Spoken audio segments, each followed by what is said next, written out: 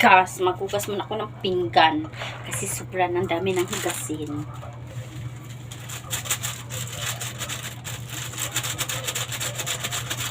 So, habang naghuhugas ako, may shake din naman ako, no? Hindi to magpapatalo. Shake tayo dyan.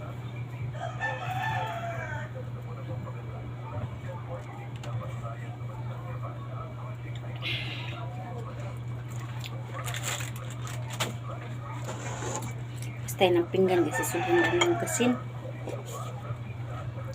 Para mamayang gabi, wala nang hugasin.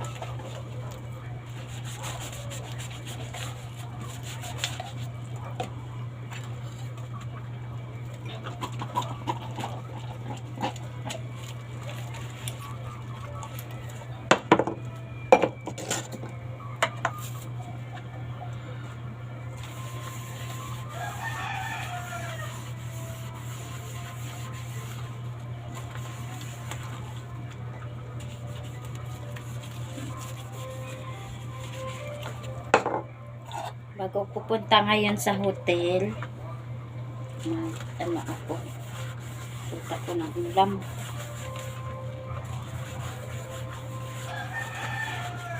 Lutuin ulam. Ay, may ulam pa naman kasi. Meron pa naman pritong isda, yung paksiw na isda, meron pa. Pinirito niya kanina umaga. At beef loaf. Kaya ubusin na lang muna yun.